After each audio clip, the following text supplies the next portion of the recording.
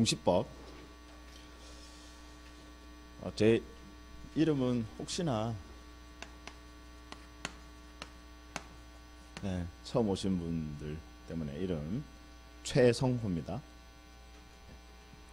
뒤에 수업 자료 챙겨가세요. 이메일 주소 다시 한번 가르쳐 드릴게요. LAWCSH355고요.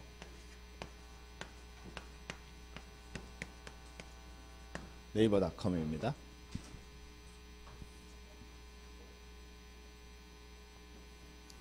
이메일 주소는 이제 가르쳐 드리는 이유가 혹시 궁금한 거 있으시면 질문하시라고.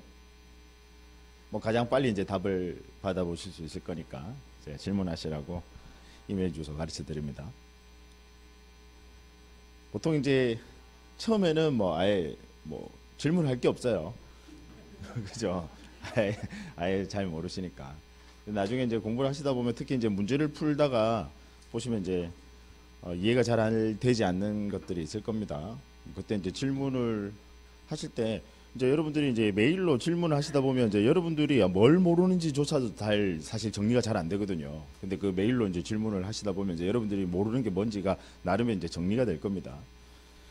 그러면 제가 웬만하면 여러분들이 뭘 궁금해 하시는구나라는 걸 캐치할 수 있으니까 활용해 주시기 바랍니다. 자, 공시법인데요. 도대체 이제 얘가 뭘 하는지 아마 공시법이라는 게 여기 오시기 전까지도 지금 아직까지도 그죠? 조금 생소하신 분들이 많으실 거예요. 이 공시법이라는 게 도대체 뭐냐? 얘를 한자로 써보면요, 공시법 공적으로 보일 시자 씁니다. 널리 알린다라는 거예요. 공시법.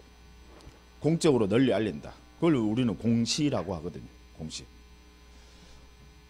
뭘 이제 공적으로 널리 알리느냐? 두 가지입니다. 우리 공시법에서는요. 하나가 지적이고요. 지적. 그 다음 또 하나가 등기입니다. 지적과 등기. 일단 시험에서는 이제 지적에서 12문항이 출제가 되고요. 그 다음 등기에서도 12문항이 출제가 됩니다. 근데 우리 이제 이 등기법이라는 이 과목은 민법과 밀접한 연관관계가 있습니다.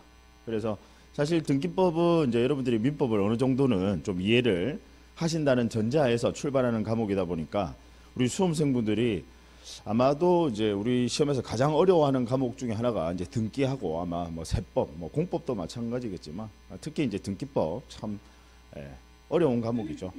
민법을 조금 이해를 하셔야 되거든요. 자, 그럼 이 두 가지가 이제 우리가 공시한다라는 건데 이 제도의 취지를 도대체 이제 얘를 왜 우리가 공부를 하는지 그 제도의 취지부터 먼저 좀 말씀을 드릴게요. 자, 지적이라는 게 말 그대로 이 지자가요, 땅 지자입니다. 땅에 대한 내용이에요. 따라서 건물은 여기 규율 대상이 아닙니다. 오로지. 그럼 지적은 정의를 내려보면 토지 표시를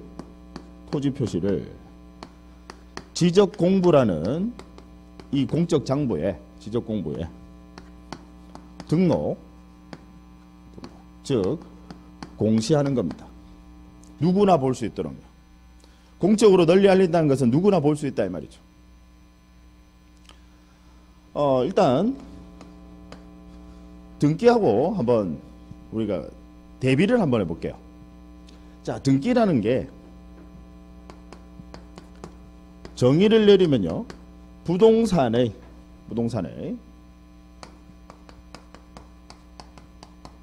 권리관계를 등기부라는 이 공적 장부에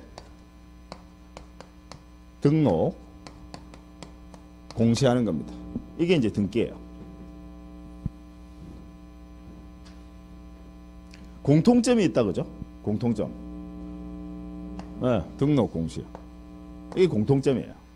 그래서 이제 두 가지가 이제 공통점이 있어서 사실 얘를 이제 하나의 과목으로 묶었는데, 사실은 너무나도 차이점이 많습니다.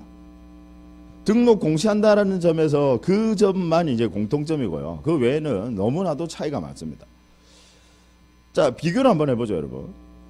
우리 지적, 얘는 오로지 규율 대상을 뭐만을 규율 대상으로 합니까? 토지만을 규율 대상으로 합니다. 그죠? 이 반에서 등기는 부동산입니다. 그럼 부동산이라고 하는 것은 당연히 토지와 플러스 건물을 전부 다 포함하는 겁니다. 그래서 우리 등기는 토지와 건물, 부동산 전부를 규율 대상으로 하고요. 이에 반해서 지적은 오로지 토지만을 규율 대상으로 합니다. 일단 그 점에서 차이가 있다는 거죠. 규율 대상이 서로 차이가 있다는 거죠. 그 다음에 자, 여러분, 토지 표시. 얘는 권리관계입니까? 아니면 사실관계입니까? 사실관계입니다. 즉, 이 토지 표시라고 하는 것은 그 사실관계입니다. 영어로 이야기하면 팩트죠. 그 사실관계를 규율 대상으로 합니다. 그 다음 등기는요, 사실관계입니까? 권리관계입니까? 권리관계다. 얘는 권리관계입니다. 그 점에서 엄청난 차이가 있습니다. 그래서 지적은 오로지 그 토지 표시라는 팩트, 그 사실관계를 등록 공시하는 거고요. 그 다음 등기는 권리관계를 등록 공시하는 것에 그 목적이 있습니다. 엄청난 서로 차이가 있죠. 그 다음 자, 지적은 공적장부 어디에다가 등록을 공시하는 겁니까? 지적공부요. 지적공부라는 공적장부에 이 지적공부라는 이 공적장부는요, 여러분 왜 우리 상권분립의 원칙 뭐 이런 거 학교 다닐 때 들어보셨죠? 상권분립. 그래서 행정부, 입법부, 사법부가 있지 않습니까? 그럼 얘는 어디에서 이걸 담당을 하느냐? 행정부에서 담당을 해요. 행정부에서. 그 다음 등기는요, 우리 등기부, 얘는요 사법부입니다. 사법부. 사법부에서 담당을 해요. 그래서 그 담당조 차이가 납니다. 요즘은 이제 여러분들 뭐 잘 아시겠지만 대한민국은 거의 모든 사무가 전산화되어 있지 않습니까? 그러니까 전산화되어 있어서 특별히 이 불일치의 문제가 별로 발생하지 않아요. 요즘은. 근데 과거에는요, 우리 종이로 했던 그 시절에는 서로 담당하는 부서가 다르다 보니까요, 이 지적공부는 행정부에서 담당을 하고 등기부는 또 사법부에서 담당을 하다 보니까 서로 담당하는 부서가 다르다 보니까 불일치의 문제가 많이 발생했었어요. 그럼 여기서 여러분들 개념 하나 먼저 잡고 가시죠. 자, 만약에요, 중요합니다, 여러분. 토지 표시가 불일치한다라는 거예요. 지적공부와 우리 등기부가요, 토지 표시가 서로 불일치합니다. 어느 게 우선할까요? 물론 지금 현재 전산화되어 있지만 아직도 불일치가 종종 발견됩니다. 가령 뭐 토지대장에는 면적이 보니까 100제곱미터라고 되어 있는데 등기부에는 뭐 90제곱미터. 이렇게 서로 불일치의 문제가 발생합니다. 근데 토지 표시가 만약 불일치한다. 어느 게 우선할까요? 확고한 대법원 판례입니다. 둘 중에 어느 게 우선을 할까? 지적공부가 우선합니다. 지적공부가요. 확고한 대법원 판례입니다. 왜냐하면 지적공부는 뭘 아까 목적으로 한다고 그러죠? 토지 표시를 등록 공시하는 것을 목적으로 하다 보니까 토지 표시에 있어서는 지적공부가 우선한다라는 거. 여러분들이 이 개념을요, 꼭 이해를 하셔야 됩니다. 이런 배경지식, 얘가 직접적으로 시험에 지문으로 등장하지는 않습니다. 근데 이 내용을 아셔야, 배경지식을 가지셔야 여러분들이 암기부담을 줄일 수가 있어요. 우리 시험에서 관건은요, 암기부담 줄이는 거거든요. 우리는 스치면 지금 잊어버려. 스치면 외우는 게 아니라 암기부담을 줄이셔야 되거든요. 그러니까 이런 배경지식을 가지고 계셔야 돼요. 확고한 대법원 판례입니다. 토지 표시가 불일치할 때는 항상 지적공부가 우선한다. 자, 그 다음 나중에 곧이어서 이제 공부를 하겠지만 우리 지적공부에도 다른 사람은 안 나와요. 근데 소유자는 나오거든요. 지적공부에도 소유자는 나와요. 그 이유는 이제 좀 이따 설명을 드릴 거고. 자, 만약에 권리관계, 즉 소유자가 서로 불일치한다는 거죠. 지적공부와 등기부가요, 어느 게 우선할까요? 등기부가 우선한다는. 여러분들 나중에 이제 실무하시다 보면 이제 합격하셔가지고 이제 실무하시다 보면 지적 공부 열람을 해볼 것이고 등기부 열람을 하다 보면 서로 간에 이렇게 불일치가 가끔씩 발견됩니다. 뭐 자주는 아니지만요. 그럼 소유자에 관한 사항은 항상 뭐를 여러분들이 우선하셔야 되냐면 등기부. 설령 지적 공부의 소유자가 다르다 하더라도 우리는 소유자 누구를 소유자로 하셔야 됩니까? 등기부. 그 다음 토지 표시가 서로 불일치한다라는 거예요. 그럼 그때는요. 등기부와 지적 공부가 토지 표시가 불일치한다. 여러분들은 뭘 우선시 하셔야 돼요? 지적 공부. 그래서 기본적으로 이 개념 아주 중요합니다. 시험에 뭐 직접적으로 나오진 않는다 하더라도 이 개념을 여러분들 알고 계셔야 우리 지적이라는 걸 제대로 이해하실 수가 있습니다. 그 다음 아까 지적 공부는 여러분 담당하는 부서가 우리 어디라고요? 지적 공부는 행정부. 이에 반해서 등기부는요? 사법부입니다. 그런 배경 지식도 좀 가지고 계셔야 돼요. 자, 그 다음에 그러면 우리 지적이라는 제도, 왜 이 지적이라는 제도를 도입을 했느냐? 우리 국가가 그 제도의 취지.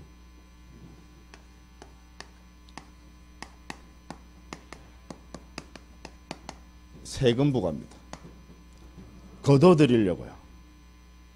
그러니까 지적이라는 제도가 최초로 이제 나왔던 그 이유가요. 그 세금을 부과하기 위해서요. 그래서 이제 지적이라는 제도를 도입을 한 겁니다. 자, 그러면 제가 아까 지적하면 우리 토지 표시라고 했죠. 토지 표시를 지적 공부라는 공적 장부에 등록 공시하는 게 지적 아닙니까?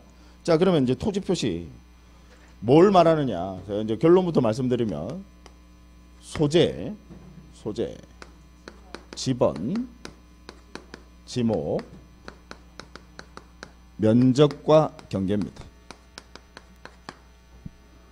이걸 우린 토지 표시라고 해요. 자, 제가 아까 그랬죠, 여러분. 지적이라는 게 세금을 부과하기 위해서 나온 제도다. 처음 이제 도입을 한 그 제도의 취지는 세금 부과거든요. 그럼 여러분 한번 생각을 해보시죠. 가령 소재, 이제 소재라고 하는 게 뭘 말하느냐? 한마디로 말씀을 드리면요, 행정구역 이야기하는 거예요. 행정구역. 즉 무슨 시, 무슨 동. 예를 들어서 뭐 창원 특례시, 뭐 성산구 용호동, 그죠? 동. 그 법정 동이나 또는 뭐 예를 들어서 창원시, 뭐 창원 특례시 의창구 동읍 있죠. 동읍에 보시면 무슨 리 나오죠. 예. 예를 들어 또 무슨 면 하면 또 무슨 북면 하면 무슨 또 리 나오잖아요. 그래서 그 동 또는 리까지를, 자, 중요합니다. 이거 알아두셔야 돼요. 동 또는 리까지를 뭐라고 한다? 소재라고 합니다. 소재. 자, 그럼 왜 이 소재 등록하도록 하느냐? 아까 지적이라는 제도의 취지가 세금 부과거든요. 그럼 생각을 해보면 가령 서울특별시 중구 명동에 소재하는 토지하고요. 중구 명동에 소재하는 토지하고, 그 다음 여기 뭐 창원 특례시 뭐 예를 들어 의창구 뭐 북면에 소재하는 토지. 다른 조건은 면적이건 뭐건 다른 조건은 전부 다 동일하다는 전제하에서요. 어느 게 세금 많이 내야 될까요? 네, 그죠. 당연히 여러분 우리나라에서 제일 아직까지도 그렇더라고요. 제일 비싼 땅이 서울특별시 중구 명동에, 네, 명동에. 네, 그 네이처 리퍼블릭이라는 화장품 가게. 아마도 지금도 현재까지도 아마 1등이지 싶어요. 얘는 뭐 개별 공시지가가 제곱미터당 한 2억 정도 하더라고요. 제곱미터당. 그럼 평으로 하면 한 7억 정도 갑니다. 6억 이상 넘어가요. 공시지가가요. 공시지가가. 어마어마하죠, 그죠? 당연히 걔가 세금 많이 내야지. 그래서 소재 등록하도록 합니다. 아까 제도의 취지가 세금 부과거든요. 자, 그 다음에 지번인데요. 지번. 자, 국가가 세금을 부과하기 위해서요. 우리 국가나 지방자치단체가 세금을 부과하기 위해서 편리하게 토지를 관리할 필요 있어요. 여러분 왜 학교 다니실 때 학생들 학사 행정을 편리하게 관리하려고 학생들마다 뭐를 부여해 뒀나요? 번호. 마찬가지입니다. 뭔가 부과를 하기 위해서 편리하게 관리를 할 필요가 있어. 그래서 번호를 부여해 둔 거예요. 토지마다. 그걸 뭐라고 하냐면 지번이라고 합니다. 지번. 역시 편리하게 관리하려고요. 그래서 지번이라는 걸 전부 다 등록 공시하도록 한다 이 말이죠. 그 다음 지목입니다. 조금 이따 이제 곧 이어서 하시겠지만 지목이라는 게 토지의 이용 용도에 따라서 분류를 해뒀어요. 현재 우리나라는 28가지로 분류를 해뒀습니다. 그래서 뭐 예를 들어서 여러분 왜 밭농사 아시죠? 그래서 법에서는 그걸 뭐라고 표현하느냐면 물을 상시적으로 직접 이용하지 않고 식물을 주로 재배하는 토지. 물을 상시적으로 이용하지는 않는다 이 말이지. 그리고 식물을 재배하는 토지를 전으로 합니다. 밭농사 한다 이 말이지. 그다음 물을 상시적으로 이용해서 식물을 주로 재배하는 토지. 이제 물을 상시적으로 이용한다 이 말이죠. 그걸 답이라고. 논 있잖아요, 논. 네. 그다음 과수류를 집단적으로 재배하는 토지 과수원. 그다음 우리 일반적인 건축물 있는 토지는 지목을 대로 합니다. 대. 그다음 공장이 있다? 공장용지. 각각 이렇게 지목이라는 걸 분류를 해둬요. 자, 그러면 여러분 생각해 보시죠. 다른 조건은 뭐 면적이건 경계건 뭐 소재 모든 다른 조건은 동일하다는 전제에서요. 하나는 지목이 전이고 하나는 지목이 대입니다. 어느 게 세금 많이 내야 될까요? 대. 이해하시겠죠? 그래서 지목이란 걸 일일이 28가지로 분류를 해둔 겁니다. 결국은 최초 목적은 뭐냐면 세금 부과입니다. 그 다음 면적과 경계는 항상 세트로 같이 나와요. 면적과 경계는 뗄래야 뗄 수 없는 것들입니다. 그 면적이란 것은 결국 경계에 따라서 면적이 정해지는 거거든요. 자, 어떤 건 면적이 100제곱미터고요. 어떤 건 200제곱미터입니다. 다른 조건은 똑같다는 전제에서요. 당연히 어느 게 세금 많이 내야 될까요? 200제곱미터다. 그죠? 그래서 이런 면적과 경계도 등록 공시하도록 합니다. 결국 이 제도의 취지는 뭐냐면 세금을 부과하기 위함입니다. 자, 등기. 잠깐 이제 등기로. 이 제도의 취지가 뭐냐? 왜 권리관계를 굳이 이 부동산 등기부라는 공적 장부에다가 등록 공시하도록 하느냐? 그 제도의 취지. 대항력입니다.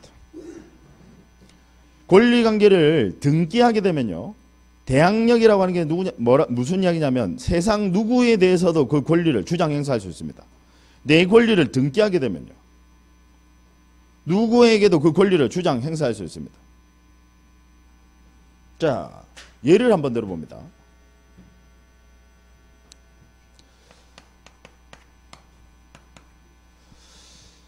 어떤 갑이라는 사람이 있어요. 이 X라는 부동산에 이분이 소유자입니다. 소유자인데 을과 임대차 계약을 체결해요. 우리 갑을 임대인이라고 하고요. 을을 임차인이라고 합니다. 임대차 계약을 체결하면서요. 가령 계약 기간을 2년으로 정했다라고 한번 가정을 해볼게요. 지금 제가 예를 들은 겁니다. 네. 자, 지금 한 1년 정도 지났어요. 지난 상태에서 갑이 자신 소유 부동산을 병에게 양도를 합니다. 뭐 이게 양도의 원인이 매매건 증여건 간에 소유권 넘긴다 이 말이죠. 그럼 이 새로운 소유자 병, 이 새로운 소유자를 법에서 뭐라고 표현하냐면 제3 취득자다라고 이렇게 표현을 해요. 새로운 소유자다 이 말이지. 자, 지금 을이라는 사람은 아직 계약기간 1년 남았거든요.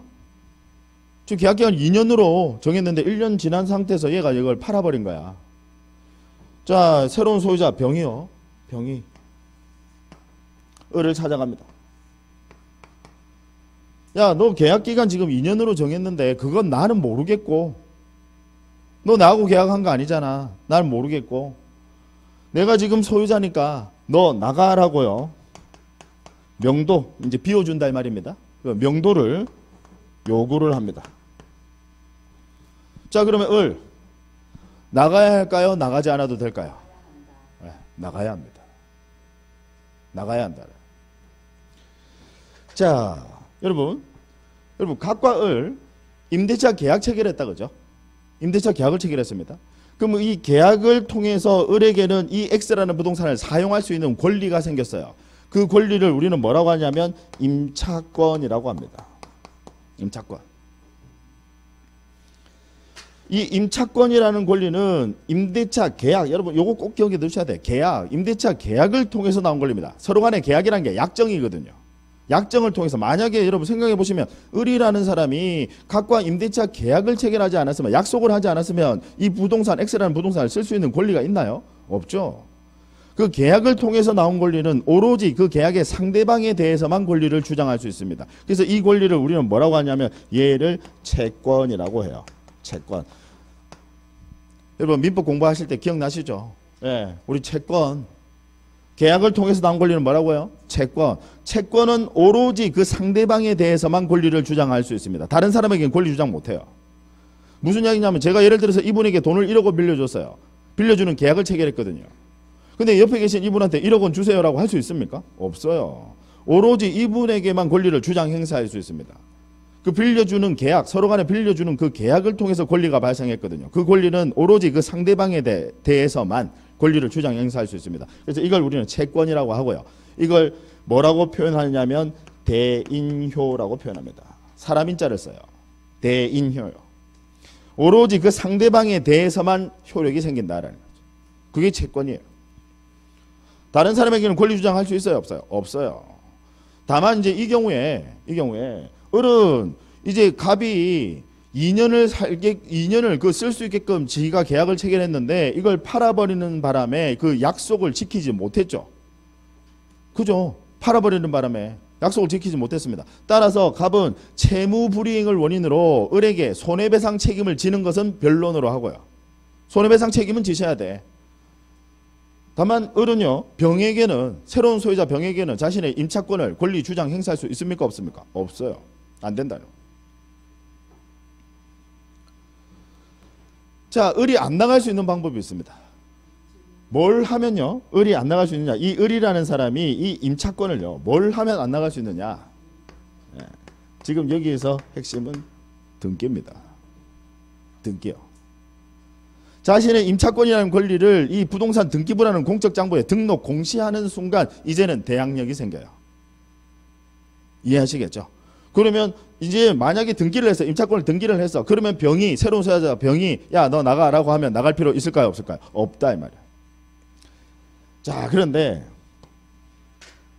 여기서 하나 더 말씀을 드리면 등기 제도 있어요. 등기하게 되면 이렇게 대항력이 생기거든요. 제3자 누구에게도 권리를 주장할 수 있도록. 그래서 나온 제도가 등기제도거든요. 권리관계를 등록 공시 누구나 볼 수 있게끔 하니까 이제 누구에게도 권리를 주장 행사할 수 있도록 하는 겁니다. 그게 이제 등기제도인데 비용이 발생하거든요. 등기를 하려면 각종 뭐 세금부터 해가지고요. 등기 수수료부터 해서 비용이 발생합니다. 자, 여러분 갑 내 소유 부동산에 임차권 등기를 해요. 하고 싶어요? 하기 싫어요? 하기 싫어. 내 소유 부동산에 임차권 등기를 하는 거예요. 그럼 하기 싫어요. 문제는 이 을이라는 사람 얘도 하기 싫어해. 왜? 아까 비용 발생하니까요. 비용은 우리 등기는 나중에 배우시겠지만 권리자 비용 부담 원칙에 따라서 당연히 권리자가 비용 부담하는 겁니다. 그러니까 이 등기 비용은 누가 부담하셔야 돼? 을이요. 안 그래도 지금 돈 없어서 세 들어가는데 아니 이 등기 비용까지 이거 부담하고 여기 들어가는 사람 거의 없더라는 거예요. 그래서 이 제도가 있어도 안 쓰더라는 거예요. 이게 우리나라에서 이제 이해가 아주 문제가 됐던 게 사회적으로 이제 문제가 됐던 게 1970년대 후반부터요. 1980년대 이제 본격적으로 이제 이게 우리 사회에서 문제가 됐었어요. 그래서 여러분들 기억하시는지 모르겠는데 예전에 제가 어려서 신문 보면요. 앞에 특히 겨울철에 신문 첫면에 나오는 게 뭐 일가족 전원 동사로 사망 뭐 엄동소란에 쫓겨나는 거예요. 이제 그때가 어느 때냐면 대한민국에서 본격적으로 아파트가 지어지기 시작한 시절이거든요. 그러니까 이제 소위 이야기하는 이제 판자촌들 그 판자촌들 보면 소유자는 거기 안 살아. 다른 데 살아요. 그럼 거기 거의 대부분 임차인들이 사시는 거야. 근데 이제 거기를 개발을 하는 거야. 아파트 짓는다는 거죠. 그래서 얘가 이 소유자가요 건설회사에 팔아버렸어. 계약기간 지금 남았는데 팔아버리는 거야. 그러니까 새로운 소유자가 야, 너 나가야 된다 이 말이죠. 그래서 쫓겨나서 이분 입장에서 봤을 때는 계약기간이 아직 남았으니까 나는 살 수 있을 거야라고 이제 생각을 하고 있었는데 소유자 바뀌니까 나가라고 하면 나가야 되더라 이 말이죠. 뭐 법적으로는 어쩔 수가 없습니다. 근데 이분이 등기를 했으면 안 나가도 되는데 등기도 안 하더라 이 말. 제도가 있지만 안 쓰더라는 거죠. 그래서 이게 사회적으로 이제 문제가 돼서 여러분들 지금 현재는 이제 돌아가셨는데 예전에 29만 원밖에 없는 대통령 각하가 계셨습니다. 모르겠어요. 이제 저는 사실 개인적으로 우리나라에서는 이제 그분의 그 과에 대해서만 너무 부각을 하시는데 사실 공도 있어요. 저는 그렇게 생각을 합니다. 그래서 이제 그분이 우리 법조인들과 학자들을 불러 모읍니다. 이게 사회적으로 지금 문제가 되니까 불러 모읍니다. 야, 등기라는 제도가 있어도 이거 안 쓰더라라는 거야. 그럼 너희들이 이 을이라는 사람이 등기하지 않더라도 안 나갈 수 있는 방법을 한번 모색해봐 라고 해서 나온 게 주택임대차보호법입니다. 등기를 하지 않더라도 안 나갈 수 있는 방법이에요. 그게 우리 주택임대차보호법이에요. 그래서 이 주택임대차보호법에서는 등기 대신에요. 등기 대신에 뭐 주민등록 얘를 다른 말로 전입신고라고 합니다. 전입신고. 주민등록 하시고 플러스 점유 즉 인도입니다. 점유를 넘겨봤다라 이 말이죠. 그럼 얘도 어느 정도는 이제 공시의 기능이 있다라는 거죠. 그러니까 학자들이나 법조인들이 이제 이 제도를 만든 게 등기라는 게 공시인데 등기를 하면 가장 확실해. 근데 비용 발생하니까 그럼 이거 말고도 뭔가 이 을이라는 사람이 X라는 부동산에 현재 얘가 뭔가를 지금 누가 보더라도 여기서 얘가 쓸 수 있는 권리가 있구나라는 걸 그걸 이 공시를 하려면 공시의 기능이 어느 정도 있는 게 뭐냐면 주민등록이다. 왜냐하면 주민등록을 하게 되면요, 여러분 우리나라 이제 다른 사람들이요, 우리나라 이제 모든 다른 국민들이 예를 들어서 어떤 부동산에 누군가가 전입신고가 되어 있는지 없는지는 알 수 있습니다. 그걸 우리는 전입세대 열람이라고 하거든요. 그 살고 있는 사람의 주민등록은 열람할 수 없어요. 그건 개인정보 보호 때문에 그건 안 돼요. 근데 누가 들어가서 살고 있는지 없는지는 알 수 있더라 이 말이에요. 그걸 전입세대 열람이라고 하거든요. 그 다음 점유를 하고 있으면 누가 보더라도 점유를 하고 있으면 그 부동산을 현재 쓰고 있으면 이 사람이 현재 여기서 뭔가 권리가 있으니까 당연히 쓰겠구나라는 어느 정도 공시 기능이 있더라는 거예요. 그래서 이걸 주민등록하고 점유를 하게 되면 등기를 가름한다 이 말이에요. 이해하시겠죠? 네. 그래서 이게 여러분 지금 우리가 공부하고자 하는 이 등기라는 제도입니다. 그러니까 여러분들은 일단 뭐를 공부하는지 우리가 뭘 공부하는지 이 공시라는 과목이 도대체 뭔지 두 가지입니다. 하나는 지적이고 하나는 등기. 물론 시험에서의 제가 중요도를 말씀을 드리면 똑같이 12문제지만 사실 등기가 훨씬 더 중요해요.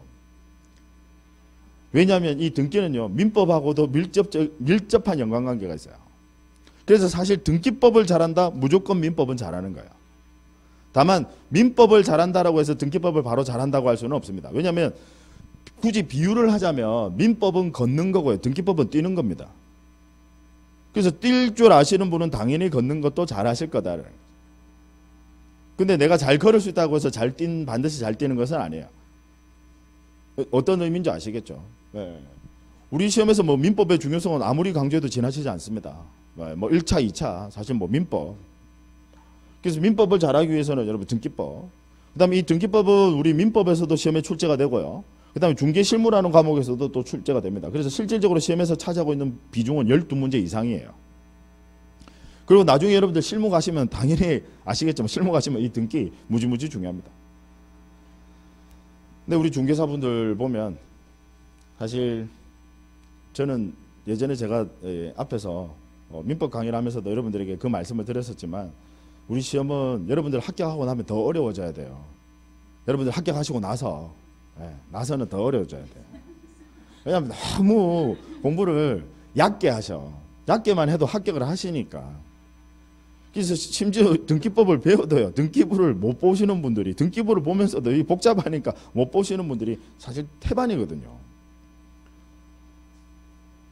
제가 한번 말씀을 드렸는지 모르겠는데 최근에 이제 상담을 들었던 어떤 공인중개사분이 개업 공인중개사분이 그 등기부가 좀 복잡했어. 제가 보니까 조금 복잡하긴 하더라고요. 근데 세상에 앞에 보니까 등기부 이제 앞쪽에 보니까 가처분 등기가 돼 있는 거예요. 가처분 등기가. 근데 등기부들 그냥 형식적으로만 열람을 하고 그냥 부동산 거래를 하신 거지. 이미 계약까지, 계약서까지 쓰고 계약금까지 다 주고받고 했더라고. 근데 나중에 보니까 가처분 등기가 돼 있어. 네. 그래서 그걸 그러니까 왜 모르지 하시는데 실제로 많아요. 제가 뭐 일일이 지금 뭐 예를 들자면 한두 개가 아닙니다. 그러니까 일단 등기부 자체를 보면 막 복잡하니까 보기 싫어하셔요. 실무에서도 아주 중요한 과목이죠. 우리 등기법. 그래서 일단은 이제 여러분들 이 기본적인 도대체 이 제도의 취지. 그래서 여러분 지적하면 그 제도의 취지가 뭐냐면 세금부가 세금부가입니다. 그 다음에 등기하면요. 그 제도의 취지는 대항력이다.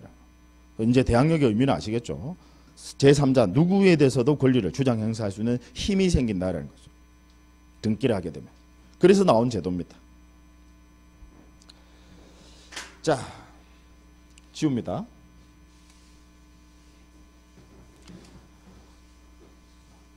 여러분들은 일단 지적부터 먼저 공부를 할 겁니다.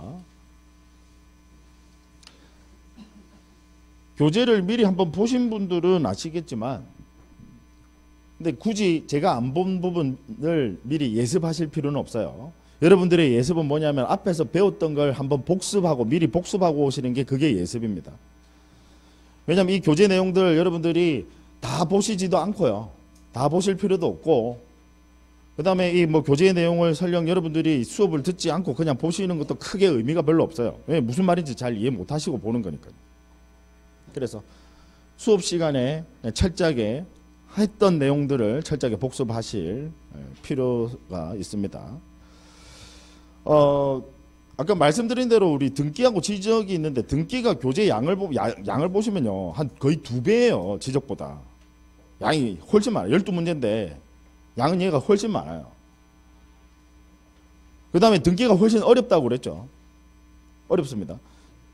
그런데 이제 제가 수업을 해보면 처음 시작 접근하실 때 이제 최초에 아무것도 모르는 백지 상태에서 여러분들이 시작 접근을 하실 때 지적을 힘들어 하세요.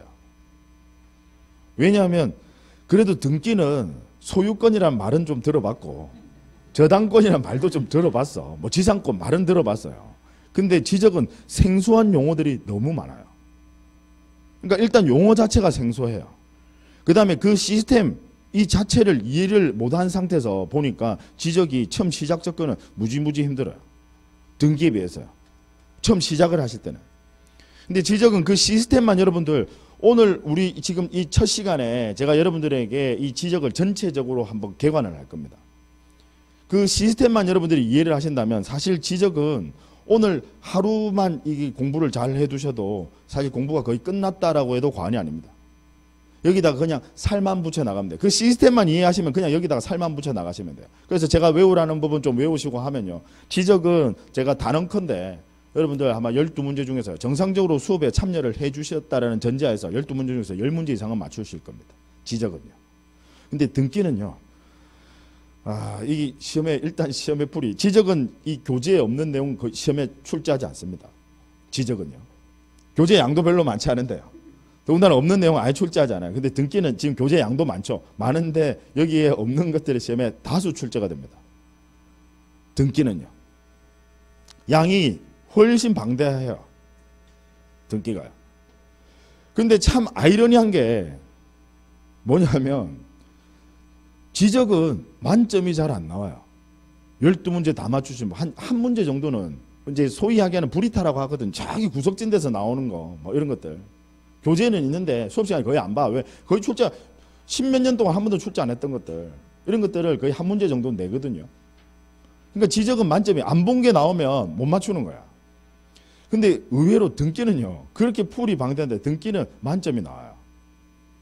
그 이유가 뭐냐면 등기는 아주 논리성이 강합니다. 그러니까 무슨 이야기냐면 우리 등기법에서는 7-3을 우리 수업 시간에 배워. 근데 시험에 8-3이 나왔어요. 7-3의 원리를 이해하시는 분들은 8-3도 풀어내요. 그게 등기거든요. 논리성이 아주 강해요. 근데 지적은 그냥 안 보면 틀린 거야. 안 보면 사실 맞추기 힘들어요. 근데 그런 부분들이 한 문제 정도 출제를 합니다. 그래서 일단 이제 시험에서 여러분들이 어느 정도 난이도로 어떻게 공부해야 된다라는 거를 먼저 좀 인지를 하시기 바랍니다. 우리 시험이라는 게 여러분들은 시험을 위해서 이 모인 자리잖아요. 약간 전략이 좀 필요합니다. 계획을 잘 세우셔야 돼요. 그러니까 지적은 그냥 제가 수업 시간에 하는 내용만 하시면 10문제 이상은 맞출 수 있습니다. 근데 등기법은 그 원리를 알기 위해서 민법을 또 공부하셔야 된다는 거죠. 그러면 그 원리만 잘 이해하시면 등기법은 의외로 또 고득점 하실 수 있습니다. 등기법은 참 이 시험을 치러보면 이제 편차가 아주 심한 과목이에요. 정말로 빵점부터 만점까지 다양하게 나오시더라고. 빵점 참 이해 안 되죠. 빵점을 어떻게 빵점을 받아? 왜 빵점을 받느냐면요. 빵점 받는 분 진짜 있거든요. 세법도 있고요. 아까 제가 그랬잖아요. 세법하고 등기법이 빵점 받으시는 분 계시는데 하다가 이제 힘들고 어려워서 나 포기할래라고 생각을 하죠. 그럼 이거 안 할래. 포기. 자, 그럼 포기했어요. 그러면 가면 시험장에 가면 어떻게 하셔야 돼? 포기를 했어요. 아니 그냥 찍으면 안 되지. 일렬로 세워야지. 그냥 찍으면 안 돼요. 여러분들이 운을 너무 믿지 마세요. 생각보다 우리 운 없어요. 네. 로또 뽑고 그 거의 뭐 숫자 2개도 잘 못 맞춰. 생각보다 운 없다고요. 일렬로 세우셔야 돼. 포기를 하셨으면. 근데 포기를 했는데 사람 마음이 또 안 그래. 가면 읽어. 답만 요리조리 피해 다닌다고요. 읽는 순간 포기를 하시면. 그래서 포기를 하셨다면 찍으셔야 되는데 다만 지금 제가 말씀드렸는데 예전의 시험은 여러분들 이 선배들 이야기 너무 맹신하지 마세요. 그분들 공부할 때랑 지금이랑 많이 다릅니다. 예전에 우리 시험은 등기법, 세법 포기를 해도 시험에 당락에는 영향을 별로 미치지 않았거든요. 근데 지금은요. 등기법, 세법 포기하면 2차 시험은 불합격입니다. 거의 100% 불합격입니다. 그래서 등기법과 세법 중에서 어느 하나는 잡고 가셔야 돼요. 근데 해보면 그나마 등기법이 세법보다는 훨씬 나아요. 그래서 등기법을 지금은 이제 포기를 하신다는 것은 거의 있을 수 없는 일입니다. 그래서 또 민법을 잘 하시니까 민법에서 조금만 더 노력을 하시면 등기법도 충분히 만점도 받아낼 수 있는 과목이다라고. 그래서 그렇게 투자를 좀 하셔야 된다 이 말이죠. 자, 그러면 이제 지적 제가 하나하나 여러분들과 같이 우리 그 프린트물 참조하시기 바랍니다.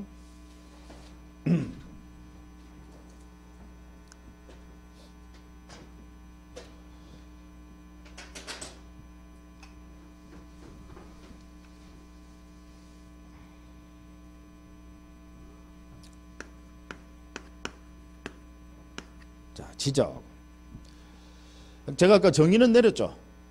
토지 표시를 지적 공부라는 공적 장부에 등록, 공시하는 그 제도를 지적이라고 합니다. 그럼 첫 번째로 등장하는 테마가요. 토지 표시라는 테마입니다. 토지 표시. 보통은 시험에서 여기 토지 표시라는 요 테마에서요. 우리 시험에 12문제 중에서 한 4문항 정도가 여기서 출제가 됩니다. 토지 표시.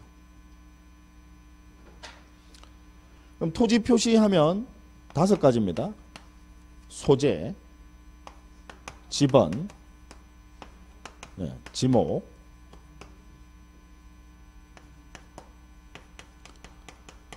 면적,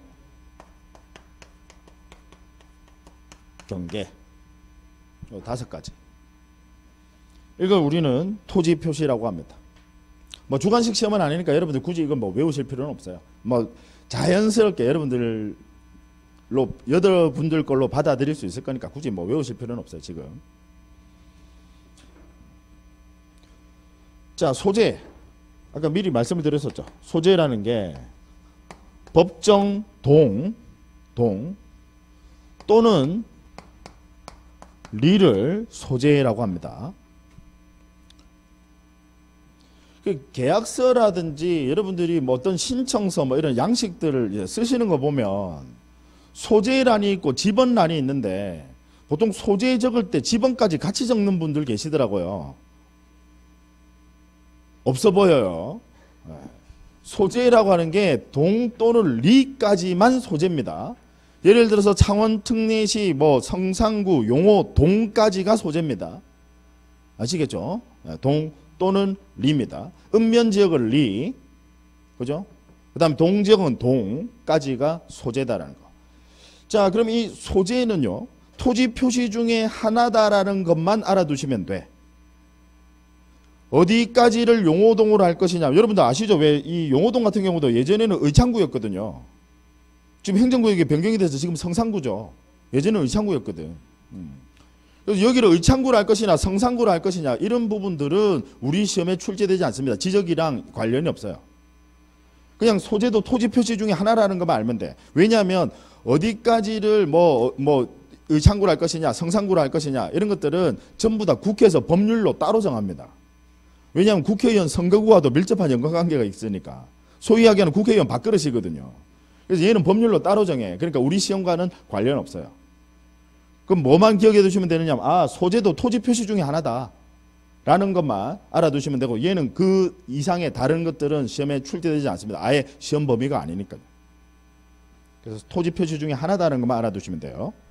그 다음 이어서 지번입니다. 지번. 우리 토지를 헤아리는 그 단위를 필지라고 합니다. 토지를 헤아리는 그 수량 단위를 필지라고 해요. 필지. 참고로 건물을 헤아리는 수량 단위를요, 동이라고 합니다. 동. 그래서 아파트만 동 아니에요. 우리 건물을 헤아리는 수량 단위를 건물은 한 동, 두 동, 동이라고 표현을 하고요. 토지는 필지라고 합니다. 그래서 필지마다 부여한 그 번호 숫자를요, 얘를 지번이라고 해요. 아까 편리하게 관리하려고 필지마다 번호 부여해뒀다 그죠? 이걸 우리는 지번이라고 합니다.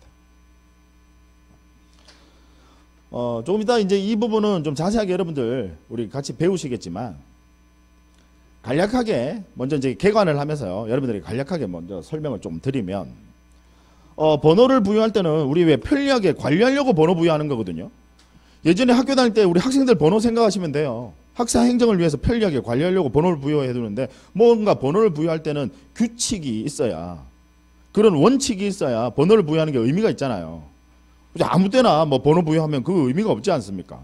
그래서 보통은 이제 어떻게 하냐면 학생들 줄을 쫙 세워요. 그래서 키가 제일 큰 학생이 뭐 1번, 그 다음 2번, 그래서 뭐 키 순서대로 한다든지. 또 어떤 학교는 보니까 이렇게 하더라. 키가 제일 작은 학생이 뭐 1번, 뭐 이렇게 하는 학교도 있고요. 그 다음 또 어떤 학교는 보니까 생년월일 가지고, 생년월일이 빠른 사람이 1번, 그렇게 또 번호를 부여하기도 하고요. 또 어떤 학교는 보니까 이름 가나다 순으로 번호를 부여하는 학교도 있더라고요. 각각의 원칙에 따라서 어떤 원칙이 있어야 되는 거죠. 그래야 번호를 부여하는 게 의미가 있으니까. 현재 우리나라는요, 번호를 부여하실 때 북서 기본 원칙을 그 틀로 합니다. 북서 기본. 기본이라는 게요, 지번을 시작한다라는 뜻이에요. 기본이라는 게 지번을 시작한다. 그럼 어느 방향에서 시작을 하느냐? 북서 방향에서 어디 방향으로? 남동 방향으로 순차적으로 지번을 부여하는 것을 원칙으로 합니다. 북서에서 남동, 즉 왼쪽 위에서 오른쪽 아래 방향으로 순차적으로. 그러니까 북서 쪽 맨 위에 얘가 1번이다 이 말이죠. 그 다음 그 옆에 뭐 2번, 3번, 4번, 5번, 6번, 7번, 8번, 9번에서 이렇게 순차적으로 지번을 부여한다. 북서 기본 원칙. 그 다음 또 하나가요, 되도록이면 본번으로 부여하는 것이 원칙입니다. 본번 부여 원칙. 되도록이면 본번으로 부여한다. 자, 여러분, 가령 지번 중에서요, 126의 1이라는 지번이 있어요. 요 앞에 있는 요 126, 얘를 뭐라고 하느냐면, 자, 용어 알아두세요. 이걸 뭐라고 하냐면 본번이라고 해요. 뒤에 있는 얘를 뭐라고, 얘를 뭐라고 하냐면 부번이라고 합니다. 부번. 그 다음에 중간에 여기 가지번호 있죠. 여기 가지번호. 얘는 반드시 법에서는, 이제 법에서 이렇게 규정을 둬요. 법에서 이렇게 줄, 하이펀, 줄로 표시한다. 라고 법에서 이렇게 규정을 두고 있고, 다만 얘를 읽을 때는 뭐라고 읽느냐? 의라고 읽는다 라고 법에서 이렇게 규정을 둡니다. 그래서 보통 이제 여러분들 왜 우리 일반인 분들 보시면 126-1 이렇게 많이 읽잖아요. 예.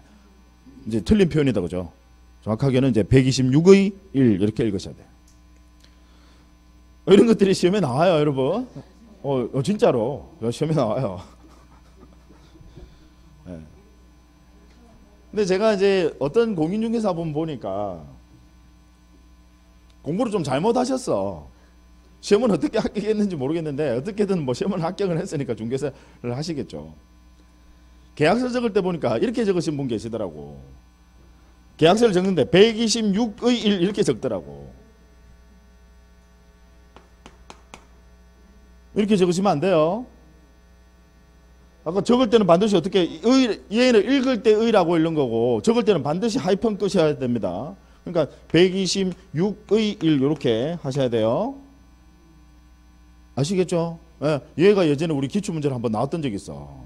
시험에 뭐라고 나오냐면 그때 상당수가 시험에 틀려버렸어요. 실수를 하신 거지. 반드시 표시할 때는 줄 것이야 돼. 다만 읽을 때 뭐라고 읽는다고요? 의라고 읽는다. 그래서 지번을 부여할 때들은 되도록이면 본번 부여가 원칙입니다. 그래서 1번 처음에 지번 부여할 때는 이제 1번, 2번, 3번, 4번, 5번, 6번, 7번 해서 이렇게 본번으로 북서 기본 원칙에 따라서 본번으로 부여하는 것을 원칙으로 한다. 그 다음에 지목인데요. 지목.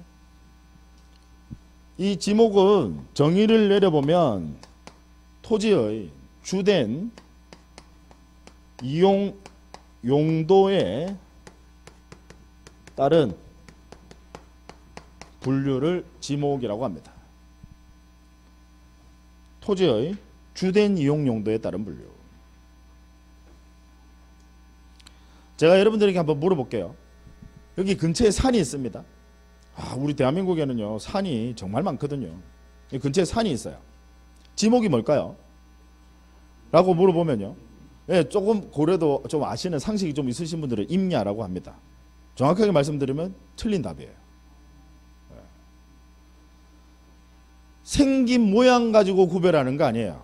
즉 지목이라고 하는 것은 이용 용도에 따른 분류이지 생긴 모양, 형상에 따른 분류가 아니다라는 부분을 주의하셔야 됩니다. 즉 무슨 이야기냐, 근처에 산이 있어요. 근데 거기다 밭농사를 해. 그러면 지목이 전입니다. 근처에 산이 있어요. 거기다 집을 지었어요. 지목이 됩니다. 무슨 이야기인지 아시겠죠? 형상에 따른 분류 아니에요. 네, 형상에 따른 분류가 아니라 이용용도, 뭐로 이용을 하는지, 그 토지를 뭐로 이용을 하는지 그 이용용도에 따른 분류다라는 거. 그래서 여러분 평지 중에서도요, 우리 임야 이제 법에서 나중에 이제 그건 배우실 건데, 지목 임야는 뭐를 임야로 하느냐면 원시적인 상태, 즉 미개발 토지를 지목을 임야로 하거든요. 개발되지 않은 토지를 임야로 합니다. 그래서 평지 중에도 대한민국에 임야가 많아요. 산만 임야 아닙니다. 그래서 산도 임야일 수도 있고 임야가 아닐 수도 있습니다. 일반적으로 산은 임야가 많겠죠. 근데 임야가 아닌 뭐 지목이 전일 수도 있습니다. 아까 대일 수도 있고요. 아시겠죠? 산에다가 예를 들어 공장을 지어서, 그럼 지목은 공장용지입니다. 그래서 이용용도에 따른 분류다라는 거. 그 다음에 그럼 토지가 또 여러 가지 용도로 쓸 수도 있잖아요. 그죠? 왜냐하면 토지가 여러 가지 용도로 쓰일 수도 있어. 여기서 뭐 이것도 했다가 뭐 이것도 했다가 여러 가지 용도로 쓰일 수 있어. 근데 지목은요, 반드시 우리 법에서는 일필 일목 원칙이라고 합니다. 반드시 한 필지는 지목이 하나여야 되거든요. 그래서 토지가 여러 가지 용도로 사용이 될 때는 그 중에서 주된 용도에 따라서 지목을 설정합니다. 한 필지는 반드시 지목이 하나여야 되니까. 아시겠죠? 그래서 이걸 뭐라고 표현하느냐면 주지목 추종 원칙이라고 표현합니다. 주지목 추종 따른다 이 말입니다. 여러 가지 용도로 쓸 때는 그 중에서 주된 용도에 따라서 지목 설정해라 이 말이었어요. 왜? 한 필지는 반드시 지목이 하나여야 되니까. 이해되시죠? 네. 그 다음에 역시 이제 주지목 추종 원칙과 또 관련해서요. 예를 들어서 밭농사를 합니다. 거의 대부분 밭농사를 해요. 그 토지는. 그럼 지목이 전이다, 그죠? 근데 겨울철이 돼서 농사를 안 해. 그 땅에다가. 그래서 거기다가 물건을 막 쌓아뒀어요. 그럼 나중에 배우시겠지만 우리 실외에 물건을 쌓아두는 곳은 지목을 잡종지로 설정하도록 하거든요. 근데 어차피 나중에 봄 되면 농사할 거야. 굳이 잡종지로 지목을 변경할 필요 있을까요? 없을까요? 없어요. 그래서 그걸 영속성 원칙이라고 합니다.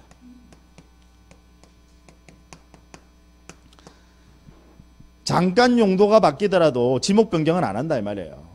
그걸 영속성의 원칙이라고 하고, 이게 우리 지목 설정의 3원칙입니다. 그래서 시험에 아주 자주 출제되는 것은 물론이고, 특히 이 지목 파트는요, 12문제 중에서 이 지목만 한 문제에서 2문제 나와요.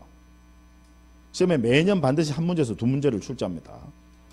단일 테마로서는 가장 출제 비중이 높은 거죠. 되셨죠? 네.